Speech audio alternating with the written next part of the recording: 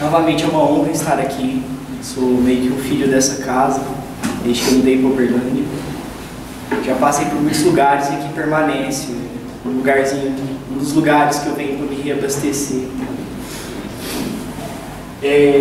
Escolhi um tema, bem e o mal, que é muito presente para mim. Eu sempre reflito muito sobre isso. Sempre me toca muito ver as pessoas, inclusive eu mesmo, principalmente eu mesmo, fazer escolhas erradas, decidir-se em alguns momentos por ir contrário a Deus, por ir contrário ao bem. E porque nós estamos numa época em que você liga a TV e só tem notícia ruim. E a gente começa um pouco a desacreditar na transição do mundo, a gente começa a desacreditar no bem do homem, a gente começa a desacreditar que está tudo sob controle. E às vezes a gente faz porta-voz desse caos. E a gente sai dizendo que está tudo errado, a política está errada, a Dilma está errada, está tudo errado. Então é um tema que eu acredito muito presente e que gostaria de trazer um pouco da visão do que eu vou digerindo, do que eu vou aprendendo, do que eu vou vivendo sobre isso. Em azul são os temas pelos quais eu vou passar, porque isso fica um pouco mais claro. Não quis trazer slide. Em vermelho são dicas bibliográficas. Eu acho que é legal quem quiser se aprofundar no assunto ou entender de onde veio um pouco do que eu falei, tá aí esses livros. Certo? A princípio, sobre a ideia de gestação cósmica, né? Como assim?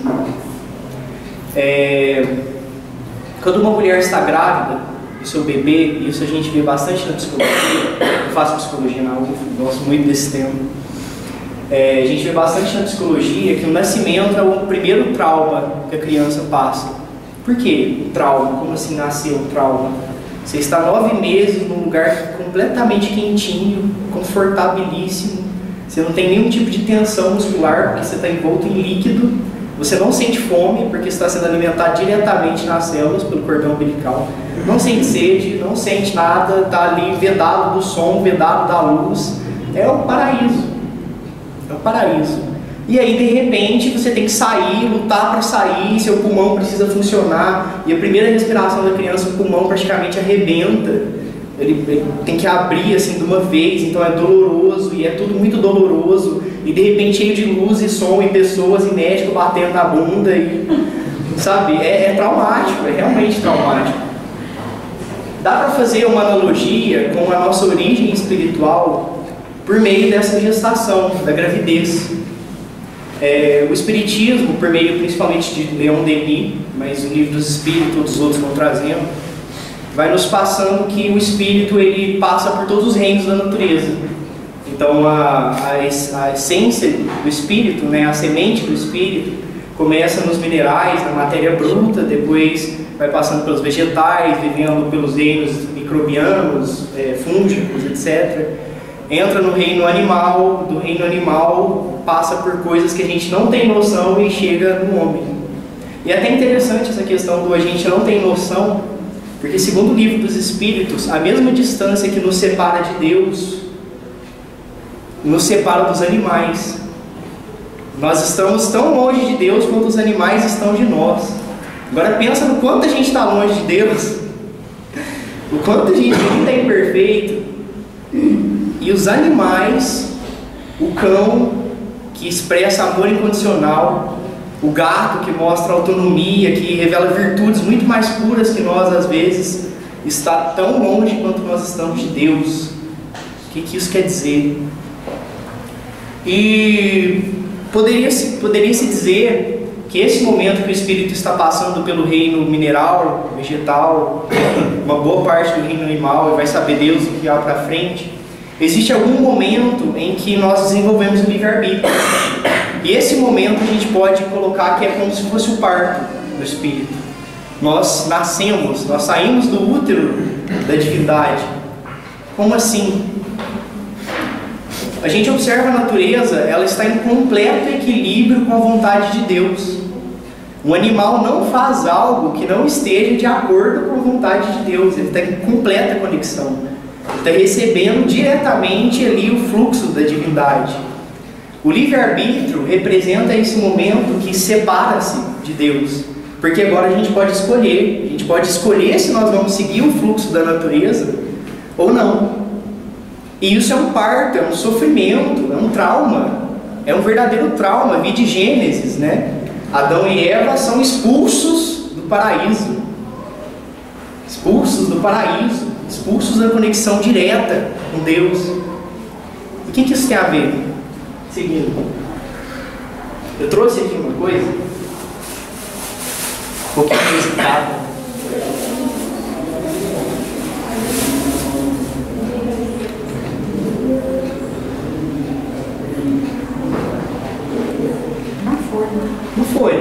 Uma folha num estado, a gente já percebe de uma certa decomposição, tem alguns fungos, umas coisas aqui. Eu pensei em deixar vocês passarem na mão, isso é importante, mas eu realmente não sei se isso é seguro. E isso também faz parte da metáfora. Essa é uma folha que separou-se da árvore mãe. Quando uma coisa se separa da sua origem, se separa do seu fluxo de vida, ela apodrece, ela enfeia, vai se tornando cada vez mais feia, vai se desfazendo. Quando nós desenvolvemos o livre-arbítrio, que nos faz humanos, em separação com os outros tipos de animais que também são espíritos em evolução, nós podemos escolher nos separar de Deus. Não é uma separação inteira, é claro. É impossível, Deus está dentro. Nós somos fagulha de Deus, é impossível a separação absoluta. Mas nós podemos nos separar em certo ponto de Deus. E é isso que acontece conosco. Se alguém quiser pegar e ir passando, acredito que segurar por aqui é seguro, depois lavar as mãos. Duvido que tenha alguma coisa perigosa numa folha. Não?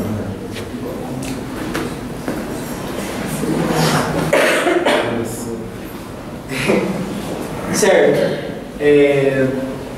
E aí vem uma frase que eu acho que sintetiza um pouco de toda a ideia que eu quero passar do que é o mal.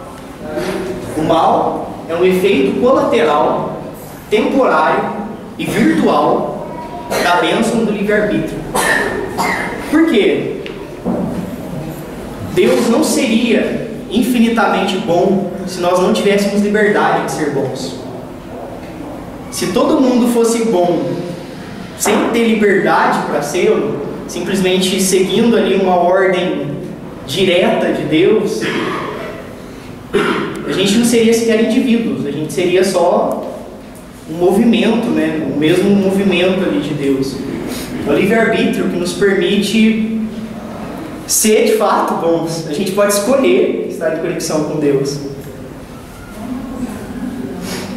E é interessante, né, que tem uma historinha que passa pela internet, atribuída a Einstein, quando ele estava na faculdade ou algo assim, embora é complicado dizer se essas fontes de fato fazem sentido, mas a ideia é excelente, em que um professor está dizendo para a turma dele que Deus criou o mal, porque se o mal existe, Deus criou tudo que existe, então Deus criou o mal. E aí um aluno vai contestar isso e diz que o mal não existe. E aí ele começa perguntando para o professor: professor, o frio existe? E o professor fala: é claro que o frio existe, né? Quem aqui no está de blusa bem sabe disso, né? A gente sai, a gente sente o frio. E aí ele fala: não, o frio não existe. Quando a gente fala em termos físicos, só existe o calor. O frio é a ausência do calor. E quando você tira absolutamente todo o calor, você chega num zero absoluto, né? Menos 272 graus Celsius. Então é simplesmente um estado de nenhum calor, mas não significa que há alguma coisa ali, não tem como você medir o frio. A gente mede a temperatura pelo que há de calor, e aí a gente vê se tem pouco calor e a gente diz que está frio. Mesma coisa, escuridão existe. Escuridão é ausência de luz, é impossível medir a escuridão. Não há uma partícula da escuridão, embora exista aí a questão da antimatéria, né, que a física está descobrindo, mas que não representa a escuridão, é só porque a gente não entende direito o que é. Mas a princípio não existe. Você entra num ambiente e você vai ver se ele está escuro ou claro pela quantidade de luz que ele tem. Só há luz, não há escuridão. O mal existe?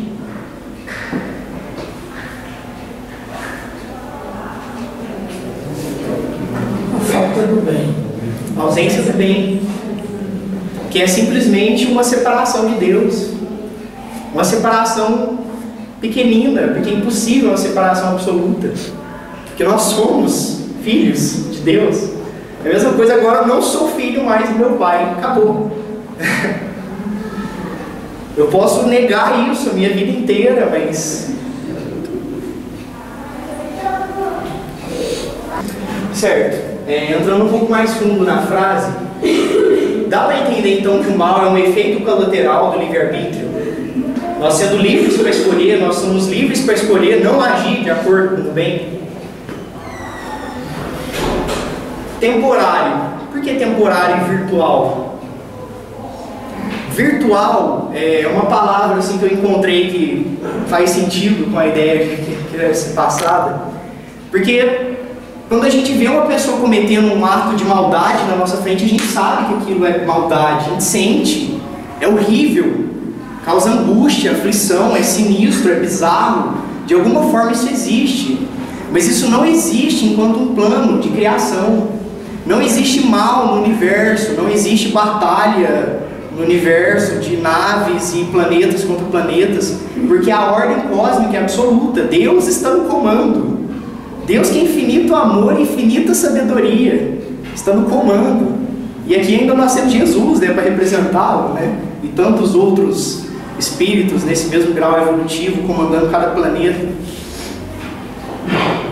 Virtual, então, quer dizer respeito a uma coisa que existe, mas enquanto uma criação nossa.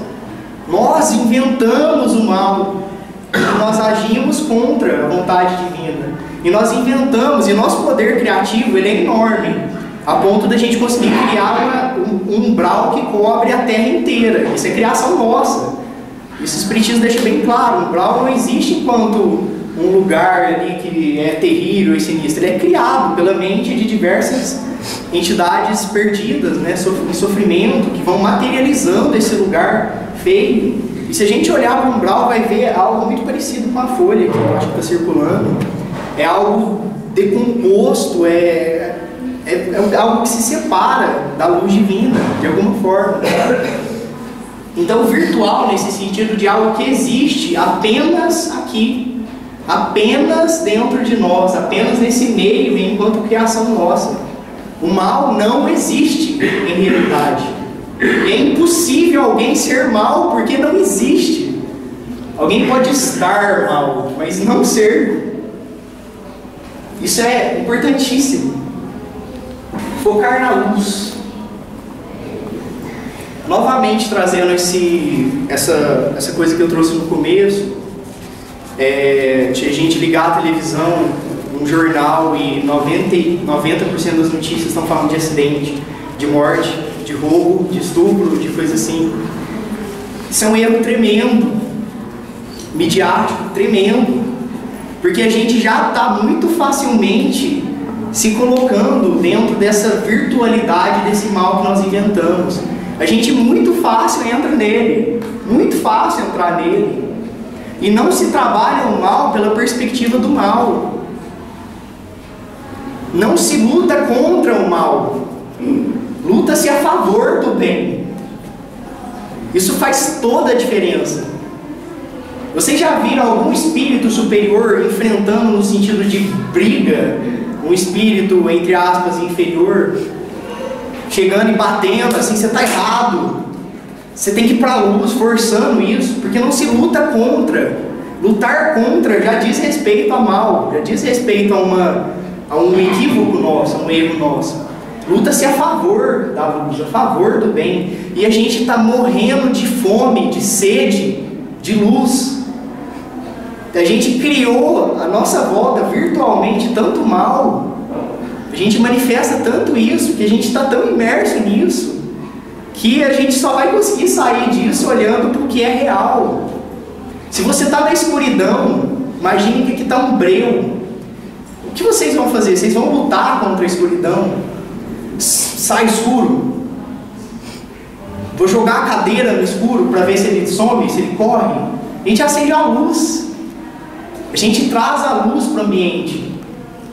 E é impressionante que pode estar uma escuridão do tamanho do universo inteiro. Se eu acendo um fósforo, é luz a toda a minha volta. Porque só existe a luz. A gente precisa, urgentemente, nos voltarmos, focarmos na luz, em Deus, que é o real.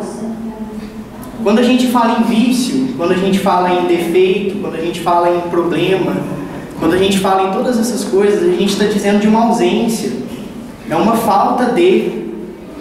O egoísmo não é o contrário da caridade, ele é a não caridade, ele é a ausência da caridade, ou a caridade desorganizada. Eu só faço bem para mim mesmo, eu quero tanto fazer bem para mim mesmo que se dane o resto. O orgulho não é o contrário da humildade, é a ausência da humildade. Se eu sou orgulhoso, eu não vou trabalhar o meu orgulho lutando contra o orgulho. Eu vou desenvolver a virtude que completa.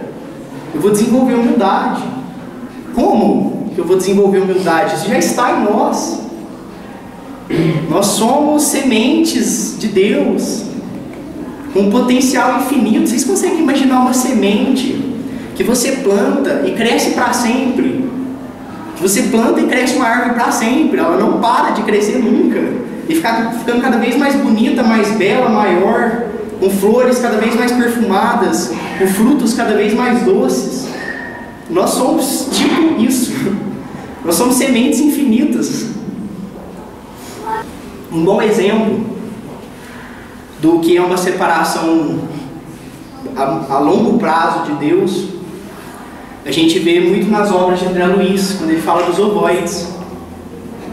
Quem já leu a respeito sabe que o espírito ele vai perdendo o seu corpo astral, ele vai se ovoidificando, ele vai perdendo braço, perna, ele vai ficando só um ovinho pequenininho, porque ele está desligado dessa fonte divina, né, dessa fonte de luz.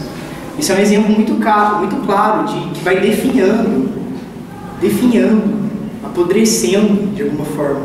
Eis que, sendo mal um efeito colateral temporário do livre-arbítrio, a extrema importância de querer ser bom. Uma das coisas que mais nos faz nós mesmos é que nós escolhemos, temos uma vontade atuante. Se eu não tenho minha vontade definida no que eu quero ser, eu muito facilmente estou caindo de um lado para o outro. Se o livre-arbítrio é o que vai definir se eu estou no bem ou no mal, eu querer ser bom é absolutamente fundamental. Aos poucos na minha vida eu fui aprendendo, tendo inúmeras decepções com amizades e com pessoas e com professores, e sempre nessa angústia que eu acho que todo mundo passa de em quem confiar. Como confiar? Como saber se eu posso confiar numa pessoa? Como saber se eu posso me entregar a ela? Um dos pontos que tem se tornado essenciais para mim, bem para mim mesmo, é saber se a pessoa quer ser boa. Isso diz tudo. Tem pessoas que realmente não estão se importando muito com isso. É fundamental querer ser bom. E é interessante que nessa mesma metáfora da folha, né, que se separa da árvore e vai apodrecendo, nós, nos separando de Deus, vamos apodrecendo, inventando esse mal virtual, que uma das perspectivas que eu gosto muito de enxergar o que é Deus, quem é Deus, é que Ele é uma fonte, a origem de tudo o que há de bom. E é bem difundido isso, né? Deus é a origem de tudo que há de bom, é a origem de todo amor, é a origem de toda bondade. Vide Jesus, bom mestre, bom eu, não bom é meu Pai que está no céu. Porque Deus é o sol que emana todas as virtudes. Nós não fabricamos a virtude, nós canalizamos a virtude. Quando eu quero ser humilde, eu não vou inventar a humildade em mim, até porque já existe a semente. Eu vou canalizar Deus através de mim. É por isso que não faz sentido você ser orgulhoso, porque não importa o quanto você cresça, não importa o quanto você saiba, não importa o quanto você ame, não importa o quanto você seja virtuoso, é Deus através de você. E a prova disso é que o momento que você se desconecta, através do orgulho, eu sou foda, tudo isso cai por terra. Sobra nada. Quem se achou extremamente ótimo em alguma coisa e num dado momento não conseguiu, todo mundo fala o tempo todo, mas vocês já te passaram por algum momento que vocês não conseguiram se expressar? E sobre essa questão do focar na luz também é muito importante. Vocês sabem o que significa a palavra evangelho? Humberto de Campos dá uma boa dica no livro que ele escreve sobre o evangelho. Boas notícias. Evangelho significa boas notícias. Vocês já viram alguém dar boa notícia com pesar? Tem uma boa notícia. Boa notícia predispõe alegria, predispõe esperança. Estou trazendo algo bom. Boas notícias. Espiritismo, se é o cristianismo redivivo, se é o evangelho redivivo, é a boa notícia de novo. É a boa notícia reorganizada. Como que Jesus falou que se chamaria o espiritismo no futuro, né? Eu vos mandarei o Consolador prometido. Consolador prometido. Consolador. Quantas vezes a gente não usa o espiritismo para tirar a esperança? Como que a gente pode fazer isso? Como é que se usa o consolo para desconsolar? Como que a gente pode entrar nessa vibe de pessimismo à volta, dizendo o Brasil está perdido, dizendo está tudo perdido, esses homens estão tudo perdido, os jovens estão tudo perdido, olha essas escolas, não vai virar homem ninguém, não vai virar mulher ninguém, entre aspas, né?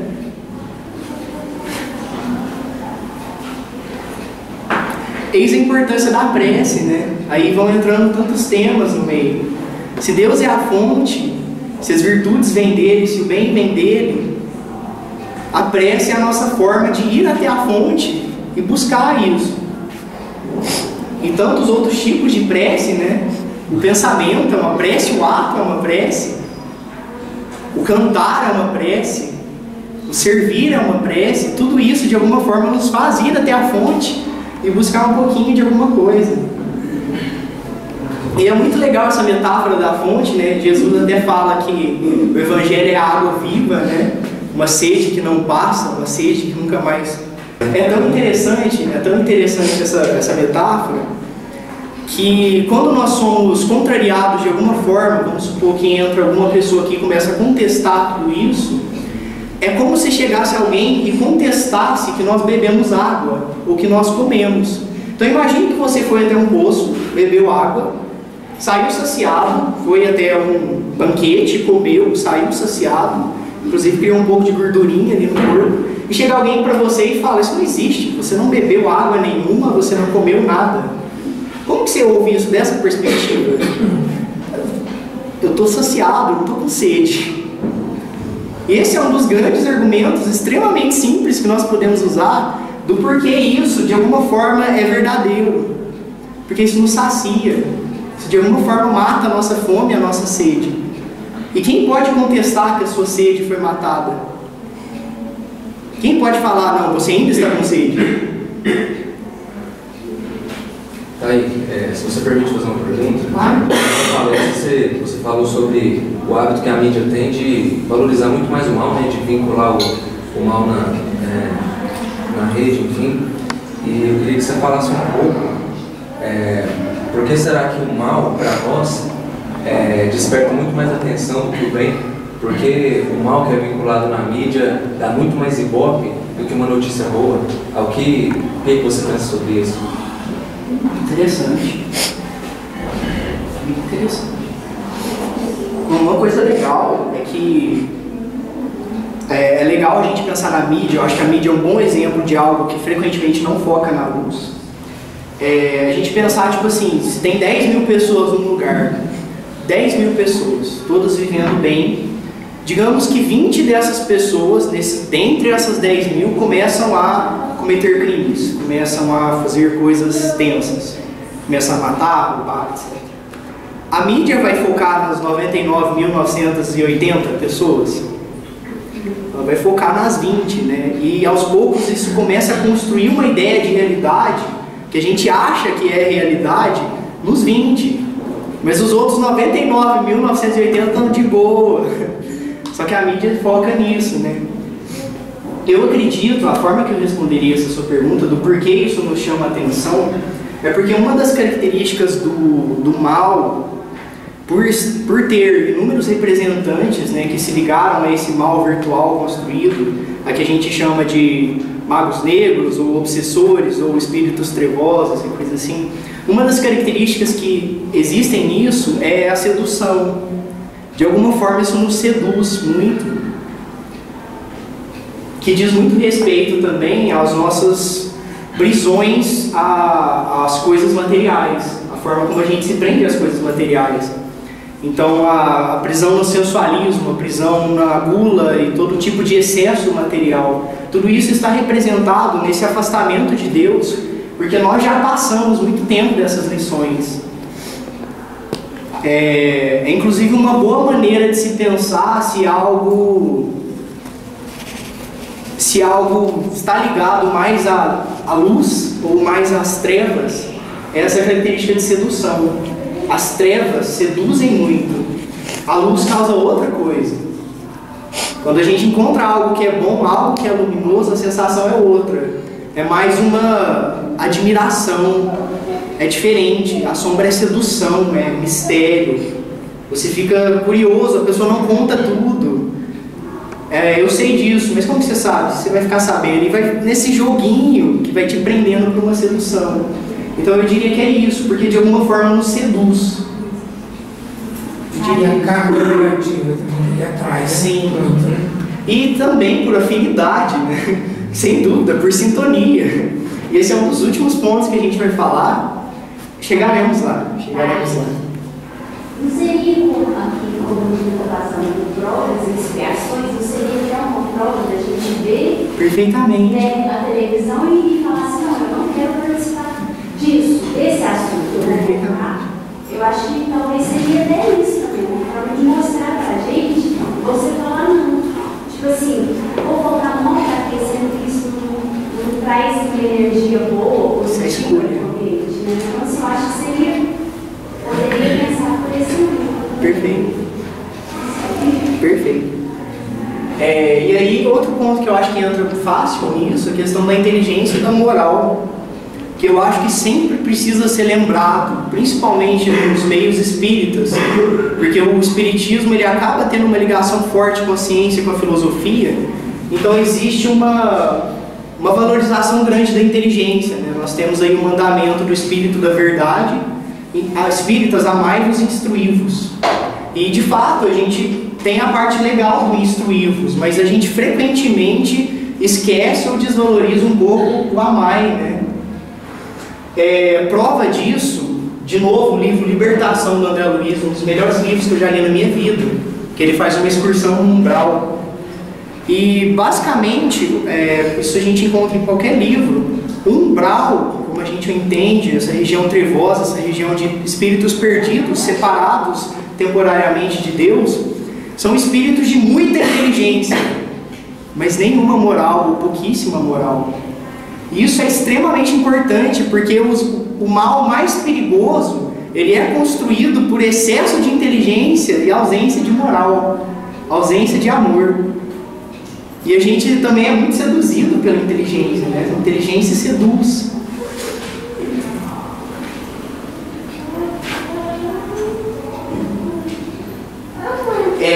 E é interessante, né, o livro Brasil, Coração do Mundo, Pátria do Evangelho, do Humberto de Campos. Vide o nome do livro: Brasil, Coração do Mundo, Pátria do Evangelho. Coração do mundo. Jesus, mestre, qual o maior mandamento? Amar a Deus sobre todas as coisas e ao próximo como a ti mesmo. Não é devorar em todos os livros, não é estudar em todas as ciências. Amai primeiro, porque é o amor que dá sentido à inteligência. E não adianta nada você saber 1 milhão de coisas se você não tiver amor para organizar isso. O amor é a virtude de reconexão mais excelente com Deus, né? Quando a gente fala desse Deus fonte, a melhor forma de estar em contato com essa fonte é amando. Se você não ama, você está desconectado, e aí você desenvolve uma inteligência desorganizada, perversa.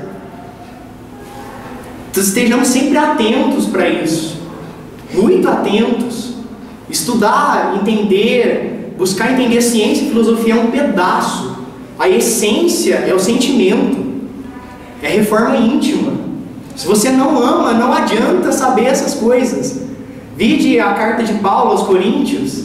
Ainda que eu falasse a língua dos homens e dos anjos, se não tivesse amor, ainda se eu conhecesse todos os mistérios e toda a ciência, ainda que eu entregasse meu corpo para ser queimado e não tivesse amor. O amor, a espiritualidade é o elemento organizador de tudo isso. Nós temos inúmeros eus dentro de nós. Eu tenho um eu cientista dentro de mim, eu tenho um eu filósofo, eu tenho um eu filho, eu tenho um eu criança, eu tenho um eu briguento, eu tenho um eu isso, um eu aquilo, eu tenho inúmeros eus dentro de mim.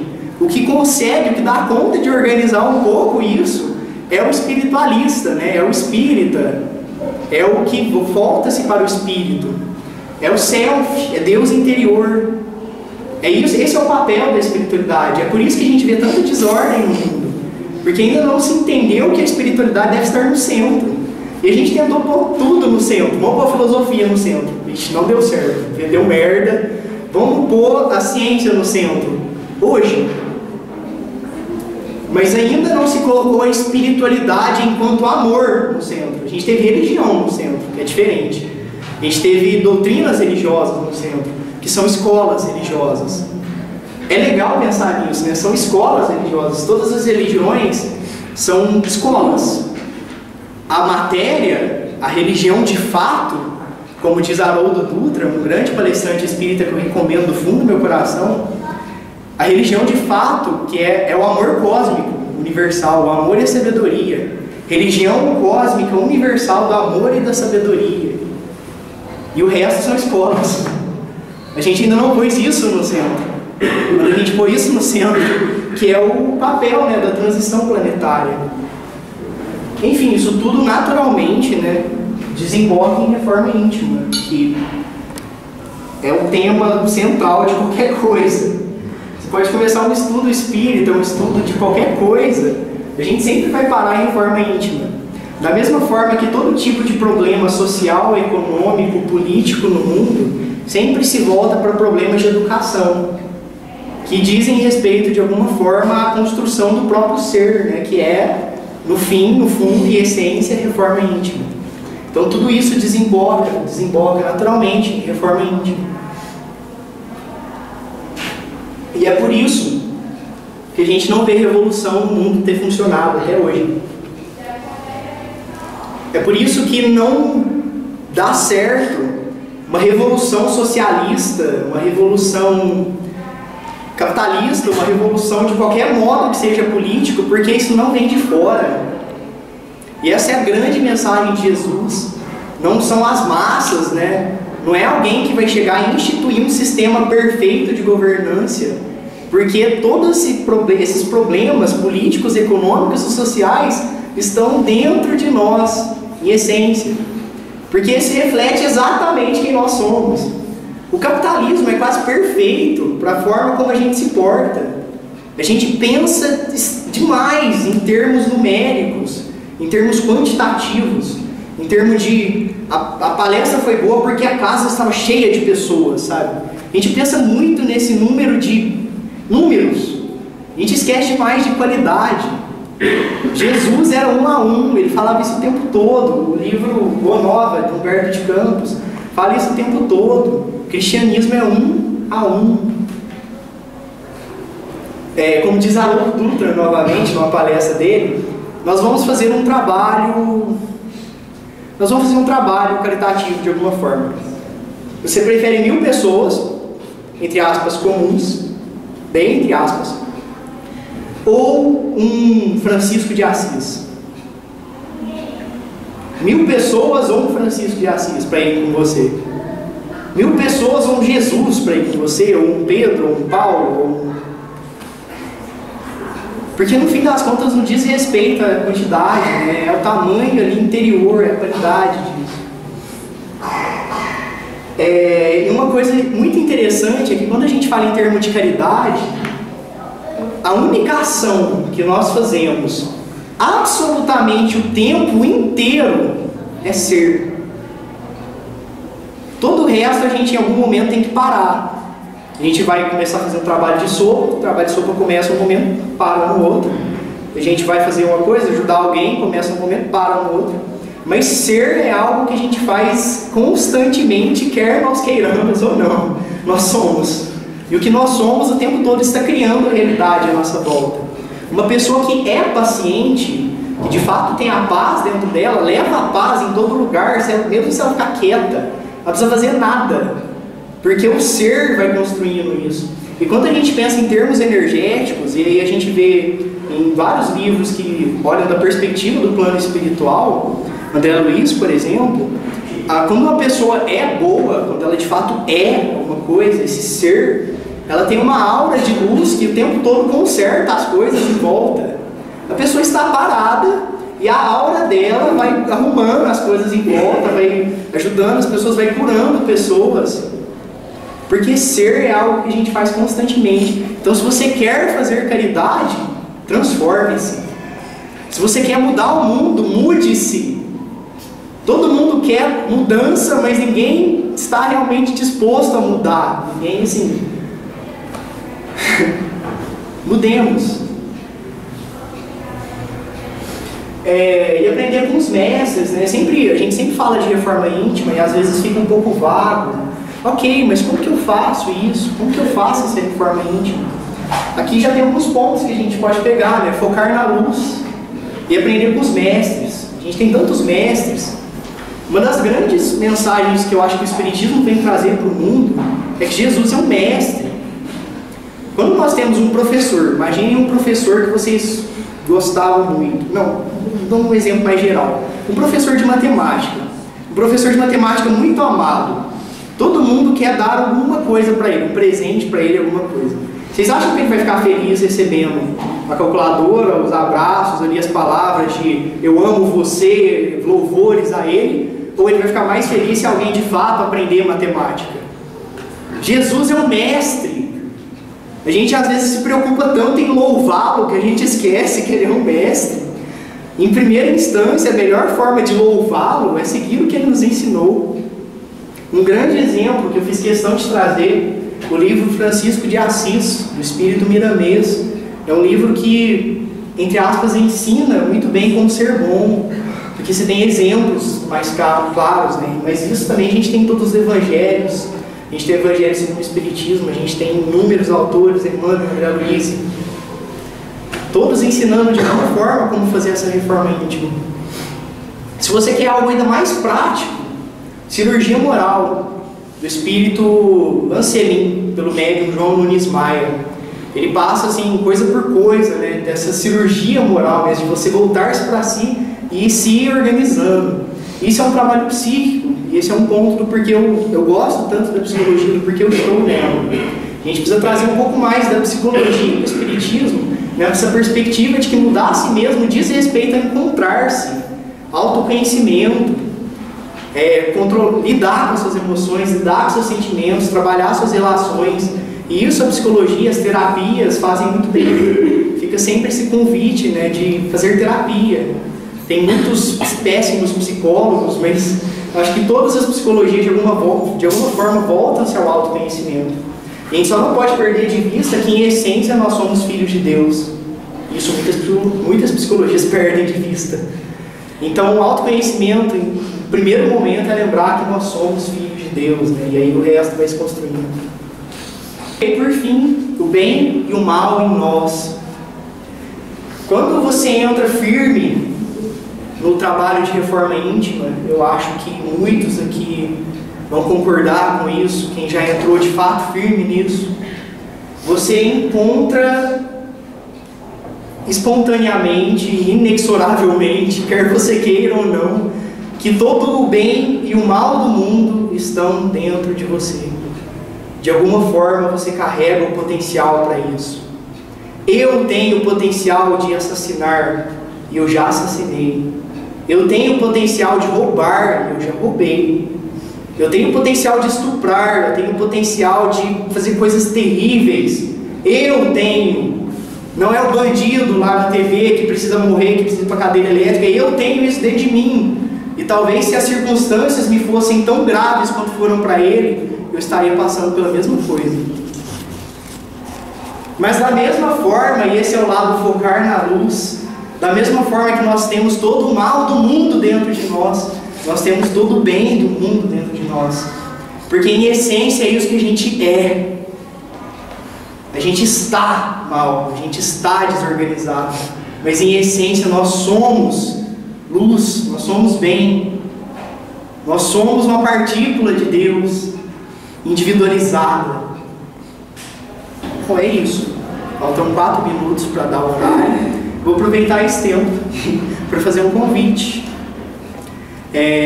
Eu faço parte de uma equipe NECT, Núcleo de Estudos e Práticas Transdisciplinares da Joana de Ângeles, que eu coloquei ali também como referência para esses temas. E a Joana de Ângeles, pelo médium Divaldo Franco, ela faz um trabalho muito bonito com a psicologia espírita. É esse olhar fundo dentro de si mesmo, junto com o espiritismo, né? Essa perspectiva de união. E a gente estuda a Joana de Ângeles de uma perspectiva transdisciplinar. O que é essa perspectiva transdisciplinar? Deus criou, com sua imensa sabedoria e amor, Deus criou. A gente inventou filosofia para uma coisa, química para outra, biologia para outra, tentando organizar esses conhecimentos, mas no fundo, toda a realidade é uma coisa só. Inclusive a inteligência e a moral, no fundo, são uma coisa só. A gente que precisa separar, e às vezes a gente separa elas tão bruscamente que vira uma inteligência perversa. Então nós estudamos Joana de Ângeles dessa perspectiva transdisciplinar, abarcando tudo é bem-vindo, todas as ciências são bem-vindas, todas as filosofias são bem-vindas, todas as religiões têm algo a contribuir. E a gente tenta organizar tudo isso de uma forma harmônica, e a Joana de Ângeles é excelente em fazer isso.